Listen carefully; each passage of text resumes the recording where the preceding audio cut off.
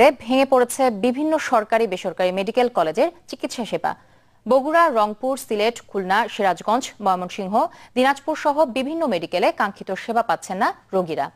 স্বজনরা বলছেন যে সাধারণ মানুষকে জিম্মি করে এমন আন্দোলন অযৌক্তিক। যদিও হাসপাতাল কর্তৃপক্ষ বলছে যে রোগীদের সেবা অব্যাহত রাখতে রেজিস্টার্ড চিকিৎসকরা বাড়তি সময় দিচ্ছেন।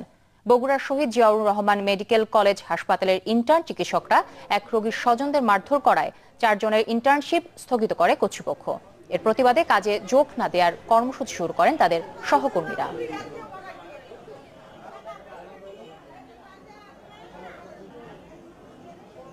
7 দিন থেকে আসছি, ঠিক মতন ডাক্তার পাওয়া যাচ্ছে না, ওষুধ পানি কোনো পাওয়া যাচ্ছে না। এই যে নার্সগুলো আছে এদেরকে কথা বললে ওরা আমাদের কথা কোনো গুরুত্ব দেয় না। এই রক্ত বাঁকা সেই অবস্থা হয়েছে, নাক যে রক্ত ঝরে, চক্ষু এই ড্রেসিং করে নাই, এই একটা স্যালাইন দিয়েছে, এই স্যালাইনটা এই অবস্থায় চলে, আমরা চিকিৎসা পাই না। কালকে একবার আসছে ডাক্তার, সে সময় 10:30 বাজে, ওই সময় আসছে, আর আজকে এখন পর্যন্ত আসে নাই। কালকে সারাদিনও আর পাইনি। ডাক্তাররা যে ধর্মঘটে গেছে, এটাতে তাদের সাধারণ মানুষের রোগীদের অনেক সমস্যা হচ্ছে, এটা অতি তাড়াতাড়ি সমাধান করা দরকার। দর্শক, এই বিষয়ে বিস্তারিত জানাতে রংপুর মেডিকেল থেকে আমাদের সাথে যোগ দিচ্ছেন জুয়েল আহমেদ এবং সিলেট থেকে যোগ দিচ্ছেন গুলজার আহমেদ। আমরা প্রথমেই চলে যাব রংপুর মেডিকেলে, সেখানে আমাদের সহকর্মী জুয়েল আহমেদ আছে। জুয়েল, আপনার কাছ থেকে জানতে চাইবো যে এই ইন্টার্ন চিকিৎসকদের অব্যাহত কর্মসূচিতে সেবা নিতে আসা রোগীদের কি অবস্থা দেখছেন?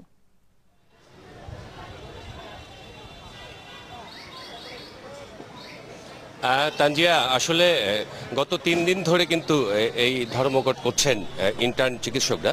সে কারণে রংপুর মেডিকেল কলেজের যদি আউটডোর এবং ইনডোরের অবস্থার কথা বলি আপনাকে, সেটি একেবারেই চিকিৎসা সেবা যেটি বলে সেটি কিন্তু একেবারেই ভেঙে পড়েছে। যদিও হাসপাতাল কর্তৃপক্ষ বলছে যে সেই যাতে চিকিৎসা ব্যবস্থা যাতে অব্যাহত থাকে সেই বিষয়টি তারা চেষ্টা করছেন বিভিন্নভাবে ম্যানেজ করার জন্য, কিন্তু বাস্তবতা কিন্তু একেবারেই ভিন্ন। কারণ ইন্টার্নের চিকিৎসক হচ্ছেন রোগীদের প্রাণ। এই ইন্টার্ন চিকিৎসক যদি না থাকেন তাহলে কিন্তু রোগীরা কাঙ্ক্ষিত সেবা পান না। এখন কিন্তু আমরা যদি বলতে পারি যে রেজিস্টার চিকিৎসক এবং সিএ রেজিস্টারদের উপরে নির্ভরশীল এবং সেই সাথে যে নার্স এবং ওয়ার্ড বয়দের উপর নির্ভরশীল হয়ে আছে কিন্তু রংপুর হাসপাতাল। তো আমি একটু দেখাতে চাই, আমার পিছনে আপনি দেখতে পাচ্ছেন যে ইন্টার্ন চিকিৎসকরা তাদের ধর্মঘট অবস্থান কর্মসূচি পালন করছেন। এটি 11:30টায় শুরু হয়েছে এবং আজকে যেটি আমরা জানতে পেরেছি সেটি হচ্ছে যে আজকে তাদের সাথে এই আন্দোলনের সাথে একত্রতা ঘোষণা করার কথা রয়েছে রংপুর মেডিকেল কলেজ হাসপাতালের রেজিস্টার, সিএ রেজিস্টার এবং অনারিটি মেডিকেল অফিসার। তো আপনি চিন্তা করেন, এই ডাক্তাররা যদি এই পুরো ডাক্তার সমাজ যদি এই আন্দোলনের সাথে একতা ঘোষণা করে তাহলে কিন্তু একেবারেই চিকিৎসা ব্যবস্থা ভেঙে পড়বে বলা যেতে পারে। তানজিয়া। জুয়েল, আপনি আমাদের সাথেই থাকুন। এবার সিলেট মেডিকেলের খবর জানবো, সেখানে আমাদের সহকর্মী গুলজার আহমেদ আছে। গুলজার, আপনার কাছ থেকে জানতে চাইবো যে চলমান পরিস্থিতি মোকাবেলায় হাসপাতাল কর্তৃপক্ষ কি কি উদ্যোগ নিয়েছেন, এ বিষয়টি আমাদেরকে জানাবেন। তানজিয়া, আসলে হাসপাতাল কর্তৃপক্ষের উদ্যোগের ব্যাপারে এখন পর্যন্ত আমরা স্পষ্ট নয়। এখন পর্যন্ত যারা সংশ্লিষ্ট আছেন কথা বলেছি, তারা গতকালকে যে বিষয়টি বলছেন আজকেও একই বিষয় বলেছেন যে স্বাস্থ্যসেবা নিশ্চিত করতে তাদের চেষ্টার ত্রুটি নেই। তবে একটা বিষয় যে এই আন্দোলনের, বিশেষ করে ইন্টার্নি চিকিৎসকদের আন্দোলনের পরিধি বাড়ার সাথে সাথে রোগীদের দুর্ভোগের পরিধিও কিন্তু বেড়ে যাচ্ছে। এবং আজকে সকাল থেকেই মূলত আমরা এই সিলেট ওসমানী মেডিকেল কলেজ হাসপাতালে রয়েছে। এখানে মূলত যে রোগীরা আসছেন তাদের অনেকেরই অভিযোগ যে অনেক অপারেশনের রোগী কিন্তু হয়তোবা ডাক্তার সংকটের কারণে বা নানাবিধ সমস্যার কারণে কিন্তু অপারেশন করা যাচ্ছে না। এছাড়া আরেকটি ব্যাপার হচ্ছে যে ঠিক হাসপাতালের সামনে ইন্টার্নি চিকিৎসকরা কিন্তু তারা অবস্থান কর্মসূচি নিয়েছেন, বিকেল 2টা পর্যন্ত তারা চালাবেন। তবে একটা বিষয়, আজকে তারা আউটডোরের যে চিকিৎসা সেবা, সাধারণ মানুষ বা সাধারণ রোগী যারা আসতেন আউটডোরে তাদের চিকিৎসা নেওয়ার জন্য, সেটি কিন্তু বন্ধ করে দিয়েছেন ইন্টার্নি চিকিৎসকরা এবং প্রায় 2 ঘন্টা বন্ধ থাকবে বলে জানিয়েছেন ইন্টার্নি চিকিৎসকদের পক্ষে যারা আন্দোলন চালাচ্ছেন। তাদের একজন আমাদেরকে এই তথ্যটি দিয়েছেন যে আজকে আউটডোর চিকিৎসা সেবা বন্ধ থাকবে 12টা থেকে 2টা পর্যন্ত। তো হাসপাতাল পরিচালক যিনি আছেন তার সাথে আমরা এখনো কথা বলতে পারিনি, হয়তো বা পরবর্তী সংবাদে এ ব্যাপারে আপনাদেরকে আরো বিস্তারিত জানাতে পারবো। তানজিয়া। গুলজার আহমেদ এবং জুয়েল আহমেদ, আপনাদের দুজনকে ধন্যবাদ আমাদের সাথে যোগ দেবার জন্য। এবার যাচ্ছি পর সংবাদে। দেশের 14টি উপজেলা ও 4টি পৌরসভায় ভোট আজ। সকাল 8টা থেকে ভোট শুরু হয়ে চলবে বিকেল 4টা পর্যন্ত।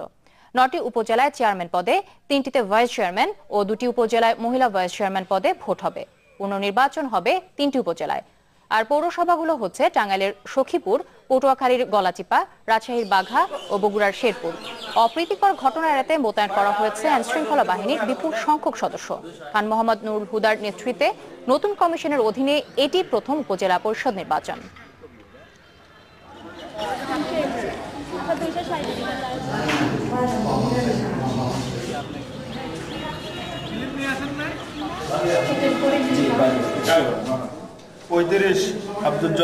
সুস্থ ভাই ওইটাছে, কোনো যায় ঝামেলা নাই, নিরাধার মধ্যে ভোট আমরা দেয়া সুস্থভাবে যাইতেছে।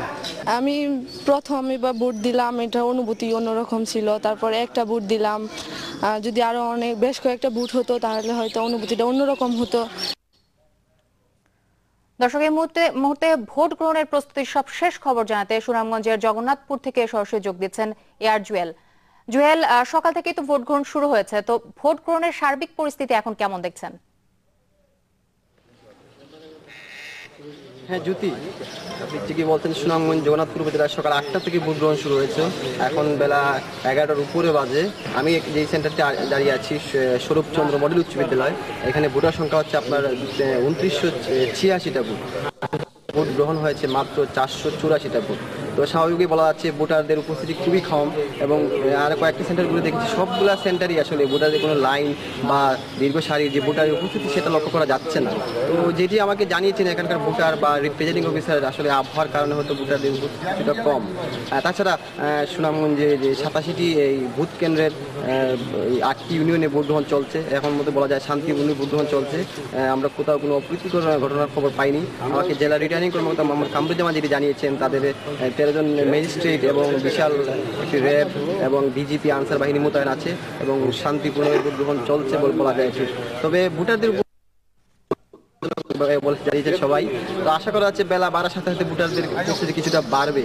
এছাড়া আমরা এই সুনামগঞ্জ জগন্নাথপুর উপজেলার নির্বাচনের কোথাও কোনো সেন্টারে বা জায়গায় অপ্রীতিকর কোনো ঘটনার খবর পাইনি। জ্যোতি।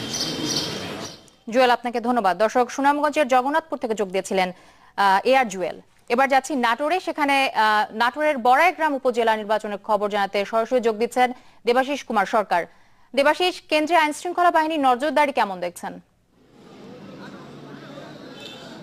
জ্যোতি, আমি কিন্তু সকাল থেকেই বড়াইগ্রামের উপজেলার বিভিন্ন কেন্দ্রে ঘুরে বেরিয়েছি। আইন শৃঙ্খলা একেবারে যেমনটি নেওয়ার কথা একেবারে পুরোপুরিভাবে সেই নিরাপত্তা ব্যবস্থা নেওয়া হয়েছে। কোথাও কোনো অপ্রীতিকর ঘটনা আর কোনো খবর এখনো পর্যন্ত আমরা পাইনি বা সম্ভাবনা দেখা যায়নি এখন পর্যন্ত। তবে আমি এখন দাঁড়িয়ে আছি কালিকাপুর সরকারি প্রাথমিক বিদ্যালয় একটি কেন্দ্রে, এবং সেখানকার পরিবেশ কিন্তু খুবই ভালো। তবে যেহেতু একটি প্রার্থীকে ভোট প্রদান করা হচ্ছে, সেক্ষেত্রে তেমনটা কিন্তু ভিড় লক্ষ্য করা যাচ্ছে না। জনগণ আসছেন, ভোট দিচ্ছেন এবং তারা কিন্তু চলে যাচ্ছেন। এবং এই কেন্দ্রে এখন পর্যন্ত প্রায় 25% ভোট প্রদান করা হয়েছে বলে কাউন্ট হয়েছে বলে আমাকে জানিয়েছেন এখানকার প্রিজাইডিং অফিসার মিজানুর রহমান। তো সার্বিকভাবে বিভিন্ন টহল রয়েছে, পুলিশি টহল, র্যাবের টহল, পাশাপাশি বিজিবি টহল, এবং কয়েকটি প্রত্যেকটি ইউনিয়ন এবং 2টি পৌরসভা প্রত্যেক জায়গাতেই কিন্তু একটি করে মোবাইল টিম, একজন ভ্রাম্যমাণ ম্যাজিস্ট্রেটের নেতৃত্বে কিন্তু ভ্রাম্যমাণ টিম রয়েছে, যাতে অপ্রীতিকর কোনো ঘটনা না ঘটে এই পরিবেশ নিয়ন্ত্রণের জন্য আর কি। আর সবচেয়ে বড় কথা যে জনগণের মধ্যে কিন্তু যে ভোটের যে উৎসাহ, সেই উৎসাহটা কিন্তু বেলা বাড়ার সঙ্গে সঙ্গে আমরা দেখতে পাচ্ছি, এবং জনগণ কিন্তু বেশ উপস্থিতি প্রত্যেকটা কেন্দ্রে কিন্তু লক্ষ্য করা যাচ্ছে। জ্যোতি। দেবাশিস, আপনাকে ধন্যবাদ। দর্শক, নাটোরের বড়াইগ্রাম উপজেলা নির্বাচনের খবর জানাচ্ছিলেন দেবাশিস কুমার সরকার। এবার যাচ্ছি পরের সংবাদে। প্রতিষ্ঠার পর থেকে আধুনিকতার ছোঁয়া লাগেনি খুলনা অঞ্চলের রাষ্ট্রায়ত্ত 9টি পাটকলে। সংস্কারের অভাবে 50-60 বছর আগে প্রতিষ্ঠিত এইসব পাটকলের অবস্থা এখন জীর্ণপ্রায়। কমে গেছে যন্ত্রপাতির কর্মক্ষমতাও, তাই কমে এসেছে উৎপাদনও। 1952 থেকে 68 এ সময় খুলনায় গড়ে ওঠে ক্রিসেন্ট, প্লাটিনাম, খালিশপুর সহ 9টি জুট মিল। তবে দীর্ঘদিন ধরে সংস্কার না করায় পাটকলগুলোর যন্ত্রপাতির এখন বেহাল দশা। ফলে প্রতিদিন পাটজাত পণ্য উৎপাদনের লক্ষ্যমাত্রা 372 মেট্রিক টনের বিপরীতে এখন হচ্ছে মাত্র 228 মেট্রিক টন। বাধ্য হয়ে এমন যন্ত্রে কাজ করতে করতে হাঁপিয়ে উঠছেন শ্রমিকরা। আর 4200 তাঁতের মধ্যে চালু আছে মাত্র 2672টি। বিশেষ করে প্লাটিনামের যে মেশিনারি আছে তাতে আমাদের এখন যে প্রোডাকশন হয় তার ডবল প্রোডাকশন হতো, এবং মিলগুলো আমরা বিশ্বাস করি মেশিনগুলো যদি বিএমআর করা হয় প্লাটিনাম লাভজনক হবে। শ্রমিক মেশিনের সাথে কাজ করতে করতে ক্লান্ত হয়ে যায়। এই মেশিনের এখন আর পার্টস ঠিক নাই, এই মেশিনের এখন আর ওই যে ডেটটা ছিল সেই ডেট নাই, ডেট ওভার হয়ে গেছে। বিএমআর না কারণেই মেশিনপত্র আস্তে আস্তে খসে খসে পড়তেছে, কোনো নাট নাই মেশিন, মানে জক্কর বক্কর অবস্থা মেশিনগুলো চলে। দেশের পাশাপাশি বিশ্ববাজারে পাটের বহুমুখী পণ্যের বিপুল চাহিদা, অথচ আধুনিক যন্ত্রপাতির অভাবে এসব পণ্য উৎপাদন করা যাচ্ছে না। তাই পাটকলগুলো সীমিত আছে শুধুমাত্র পাটের বস্তা, চট, কার্পেট ও সুতা উৎপাদনে। মিলগুলো বিএমআর না করলে আজকে আন্তর্জাতিক বাজারে যে কম্পিটিশন, সেই কম্পিটিশনে আমরা কিভাবে টিকবো, এবং সেই কম্পিটিশনে টিকার জন্য শুধু মিলে কি আমরা শুধু বস্তা আর ওই সুতো তৈরি করব? আমরা এই মিলে তো আরো অনেক পাট দিয়ে অনেক পণ্য বানানো যায়। সমস্যার কথা স্বীকার করে এই কর্মকর্তা জানান, প্রথম পর্যায়ে প্লাটিনাম জুট মিলের যন্ত্রপাতি আধুনিকায়নের উদ্যোগ নেওয়া হয়েছে। পরবর্তীতে অন্য 8টি পাটকলের আধুনিকায়নের পদক্ষেপ নেওয়া হবে। আধুনিকরণ করার প্রক্রিয়ায় আছে, সরকারের সিদ্ধান্ত আছে আর কি, চীনের সহায়তায়। এবার আর চীনের সাথে আলাপ আলোচনা চলছে, রাষ্ট্রায়ত্ত মিলগুলো আধুনিকরণ করতে চীন আমাদের সহায়তা করবে। খুলনা অঞ্চলের 9টি পাটকলে শ্রমিক, কর্মকর্তা, কর্মচারী রয়েছে 23,611 জন। Desk report, channel 24। এই চ্যানেল দেশ 24 নিচ্ছে একটি বিরতি।